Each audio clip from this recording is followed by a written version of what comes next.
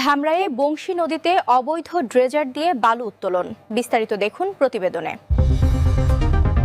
ঢাকার ধামরাই উপজেলার নান্নার ইউনিয়নের গোপালকৃষ্ণপুর ও কালিদাসপট্টি এলাকায় বংশী নদী থেকে অবৈধভাবে ড্রেজার মেশিন দিয়ে বালু উত্তোলনের অভিযোগ উঠেছে স্থানীয় কিছু প্রভাবশালীর বিরুদ্ধে।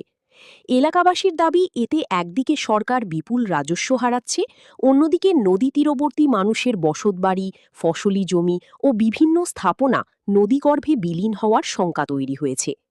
স্থানীয় সূত্রে জানা যায়, গোপালকৃষ্ণপুর এলাকায় ক্লাবের সামনে ও একটি মসজিদের পাশ ঘেঁষে নদীতে ড্রেজার বসিয়ে দীর্ঘদিন ধরে বালু উত্তোলন করছেন তারা মিয়া, বিপুল, রজ্জব ও মাসুম নামের 4 ব্যক্তি। উত্তোলিত বালু দিয়ে বিভিন্ন নিচু জমি ভরাট করা হচ্ছে বলেও অভিযোগ রয়েছে। এলাকাবাসী জানান, অবৈধ ড্রেজার কার্যক্রম নিয়ে এলাকায় উত্তেজনা সৃষ্টি হয়েছে। দুই পক্ষের মধ্যে ধাওয়া পাল্টা ধাওয়ার ঘটনাও ঘটেছে। এরপরও বন্ধ হয়নি বালু উত্তোলন। স্থানীয়দের অভিযোগ, প্রভাব খাটিয়ে প্রশাসনকে ফাঁকি দিয়ে তারা এই অবৈধ ব্যবসা চালিয়ে যাচ্ছে। ভুক্তভোগীরা আরও জানান, নদীর খুব কাছাকাছি বসবাসকারী পরিবারগুলো এখন আতঙ্কে দিন কাটাচ্ছেন। অবৈধভাবে বালু উত্তোলনের কারণে নদীর তীর ভাঙনের ঝুঁকি বেড়েছে।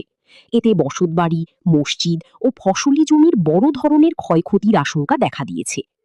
এ বিষয়ে এলাকাবাসী ধামরাই উপজেলা প্রশাসনের কাছে লিখিত অভিযোগ দায়ের করেছেন বলে জানা গেছে।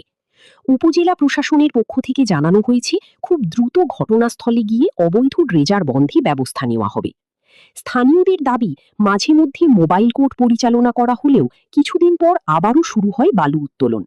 তাই স্থায়ীভাবে এই অবৈধ কার্যক্রম বন্ধ করতে জড়িতদের চিহ্নিত করে আইনের আওতায় আনার দাবি জানিয়েছেন তারা। এলাকাবাসীর ভাষ্য, বালু ব্যবসায়ীরা নিজেদের স্বার্থে নদী ধ্বংস করছে। সাধারণ মানুষের ক্ষতি হলেও তারা তা বিবেচনায় নিচ্ছে না। রাজনৈতিক পরিচয় ও প্রভাব খাটিয়ে অবৈধভাবে বালু তুলে লাখ লাখ টাকা